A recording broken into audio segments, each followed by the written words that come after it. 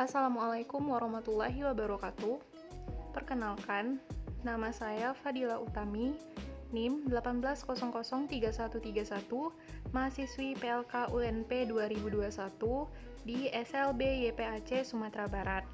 Pada video ini, saya akan membahas materi tentang ekosistem dan perubahannya.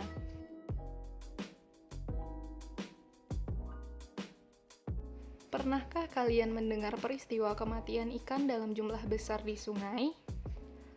Tahukah kalian mengapa ikan-ikan tersebut mati? Apa dampaknya terhadap ekosistem? Ikan-ikan tersebut mengalami kematian akibat adanya pencemaran di sungai tersebut. Pencemaran sungai yang terjadi di sungai tersebut dapat berupa pencemaran akibat limbah industri, limbah rumah tangga, maupun limbah pertanian. Akibatnya, kualitas air di sungai tersebut menjadi menurun, sehingga biota air di dalamnya, termasuk ikan, tidak dapat mempertahankan kelangsungan hidupnya. Melalui peristiwa tersebut, kita dapat mengetahui bahwa aktivitas manusia sangat berpengaruh terhadap terjadinya pencemaran. Nah, pada pembahasan materi kali ini, kita akan mempelajari lebih banyak lagi tentang ekosistem dan perubahannya. Pengertian ekosistem. Ekosistem adalah hubungan timbal balik antara makhluk hidup dengan lingkungannya. Komponen ekosistem. Komponen ekosistem merupakan bagian dari suatu ekosistem yang menyusun ekosistem ini sendiri sehingga terbentuk sebuah ekosistem. Komponen tersebut adalah komponen biotik, yaitu makhluk hidup, dan komponen abiotik, yaitu komponen benda tak hidup. Pertama, kita akan membahas komponen biotik. Biotik memiliki arti hidup. Komponen biotik pada suatu ekosistem adalah makhluk hidup itu sendiri. Sebab, ekosistem tidak akan pernah terbentuk tanpa adanya makhluk hidup di dalamnya. Keberadaan makhluk hidup kemudian membentuk suatu rantai makanan dalam suatu ekosistem. Contoh-contoh komponen biotik yang ada di lingkungan sekitar kita, yang pertama, organisme autotrof atau produsen. Disebut sebagai produsen karena organisme ini mampu untuk membuat makanannya sendiri. Contohnya adalah tumbuh-tumbuhan yang melakukan fotosintesis. Yang kedua, organisme heterotrof atau konsumen, memiliki sifat yang berbeda dengan organisme yang pertama. Organisme heterotrof ini memperoleh makanan dari organisme autotrof atau produsen dan akan memakan sesama organisme heterotrof lainnya. Sebagai contoh adalah manusia dan hewan. Yang ketiga adalah pengurai atau dekomposer, merupakan golongan terakhir dari komponen biotik dalam sebuah ekosistem. Pengurai atau dekomposer ini adalah organisme yang menguraikan sisa-sisa makhluk hidup yang telah mati. Contoh dari dekomposer adalah ganggang, jamur, bakteri, cacing, dan lain sebagainya. Selanjutnya, komponen abiotik. Komponen abiotik terdiri dari benda-benda bukan makhluk hidup, tetapi ada di sekitar kita dan ikut mempengaruhi kelangsungan hidup. Beberapa jenis komponen abiotik yaitu suhu, sinar matahari, air, angin, udara, dan lain sebagainya. Selanjutnya, satuan organisasi dalam ekosistem. Di bumi, terdapat berbagai jenis makhluk hidup dengan karakteristik yang berbeda. Makhluk hidup tersebut membentuk tatanan tertentu, berinteraksi dengan komponen abiotik sehingga membentuk suatu ekosistem. Satuan organisasi kehidupan dalam ekosistem mulai dari yang terkecil terdiri dari individu, populasi, komunitas, ekosistem, bioma, dan biosfer. Individu adalah makhluk hidup yang berdiri sendiri, yang secara fisiologis bersifat bebas atau tidak mempunyai hubungan dengan sesamanya. Individu disebut juga satuan makhluk hidup tunggal, misalnya seorang manusia, seekor hewan, atau sebatang pohon. Populasi adalah sekelompok makhluk hidup dengan spesies yang sama yang hidup di suatu wilayah yang sama dalam kurun waktu yang sama pula. Contohnya, populasi jagung, populasi belalang, populasi jangkrik, dan populasi burung. Komunitas dapat diartikan sebagai seluruh populasi yang menempati daerah yang sama. Antar satu makhluk hidup dengan makhluk hidup lainnya terjadi interaksi. Kemudian, interaksi itu membentuk suatu kumpulan di mana di dalamnya setiap individu menemukan lingkungan yang dapat memenuhi kebutuhan hidupnya. Misalnya, dalam komunitas kebun terdapat berbagai macam populasi hewan dan tumbuhan yang tinggal di kebun tersebut. Anggota komunitas kebun misalnya populasi pohon kelapa, populasi pohon mangga, populasi semut, populasi rumput, populasi cacing tanah, dan populasi belalang. Ekosistem merupakan tatanan secara utuh dari seluruh unsur lingkungan hidup yang saling mempengaruhi. Bioma merupakan sekelompok ekosistem daratan pada sebuah benua yang mempunyai struktur dan ketampakan atau fisiognomi vegetasi yang sama.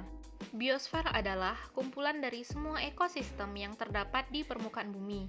Ada pula ahli yang mengatakan, biosfer adalah tempat beroperasinya ekosistem.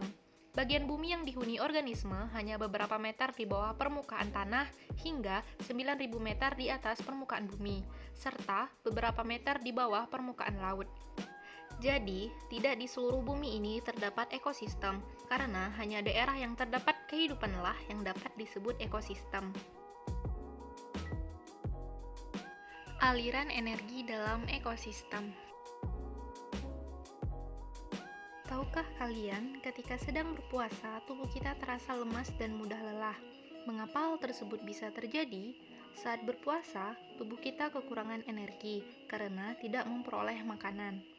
Saat kita makan, terjadi proses perpindahan energi dari apa yang kita makan ke tubuh kita. Dari manakah sebenarnya sumber energi tersebut? Energi terbesar di bumi adalah energi dari sinar matahari. Satu-satunya makhluk hidup yang dapat memanfaatkan energi tersebut secara langsung adalah tumbuhan. Tumbuhan mengubah energi matahari melalui fotosintesis. Energi tersebut kemudian berpindah dari satu makhluk hidup ke makhluk hidup lain dan kembali digunakan oleh tumbuhan. Pindahan energi tersebut membentuk aliran energi yang digambarkan dengan beberapa bentuk berikut. Yang pertama, rantai makanan. Rantai makanan adalah proses makan dan dimakan yang terjadi dalam suatu ekosistem atau proses perpindahan energi dari produsen ke konsumen, dari konsumen ke pengurai, dan seterusnya. Rantai makanan digambarkan dalam bentuk bagan satu jalur yang tidak bercabang. Jaring-jaring makanan.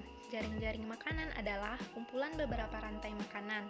Jaring-jaring makanan digambarkan dalam bentuk bagan yang bercabang-cabang.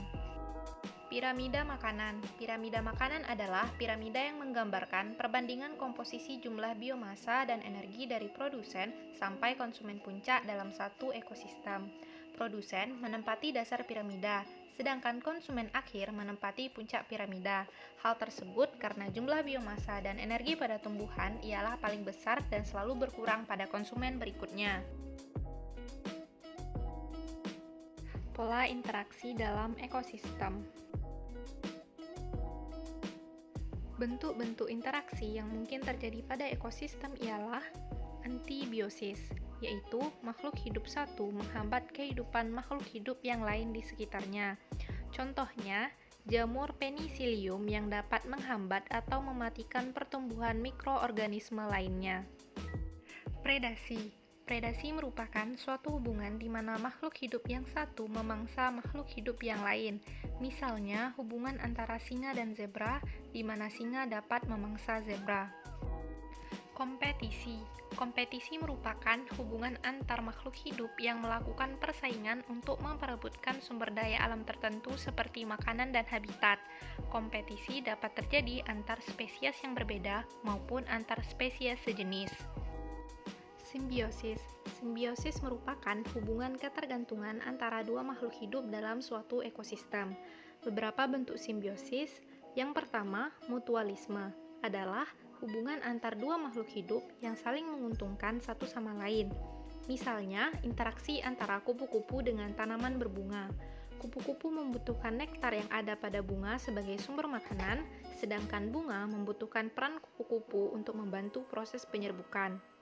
Yang kedua, komensalisme adalah hubungan antara dua organisme di mana organisme yang satu memperoleh keuntungan sedangkan organisme lainnya tidak diuntungkan maupun dirugikan. Contoh hubungan ini terjadi pada ikan hiu dan ikan remora. Ikan remora memperoleh makanan dari hasil tangkapan ikan hiu, sedangkan ikan hiu tidak memperoleh apapun dari remora, tetapi juga tidak mengalami kerugian makanan. Yang ketiga, parasitisme. Simbionnya disebut sebagai parasit. Parasit mendapat keuntungan dari hubungan dari host yang ditempati. Pada istilah pertumbuhan populasi, hubungan ini lebih banyak dikenal sebagai predator dan pemangsanya. Peningkatan dalam populasi host membuat jumlah parasit juga meningkat. Contohnya, cacing pita dan manusia. Cacing pita tinggal di sistem pencernaan manusia. Cacing pita mendapat keuntungan karena mengambil sisa sari makanan yang menyebabkan manusia menjadi dirugikan. Setelah memahami materi pembelajaran tadi, kita semakin mengetahui bahwa makhluk hidup tidak dapat hidup sendiri, bahkan hewan, tumbuhan, hingga bakteri sekalipun membutuhkan makhluk hidup lain agar tetap bertahan hidup. Semua makhluk hidup saling berinteraksi dalam suatu ekosistem untuk mempertahankan eksistensinya pada ekosistem tersebut. Oleh karena itu, kita harus menjaga hubungan baik antar sesama manusia maupun dengan makhluk hidup lainnya.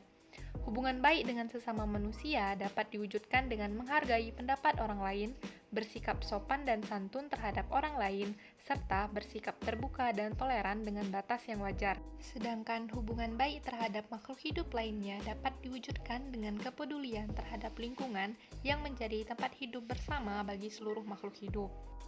Demikian pembelajaran kita hari ini. Semoga bermanfaat bagi kita semua. Saya akhiri. Wassalamualaikum warahmatullahi wabarakatuh.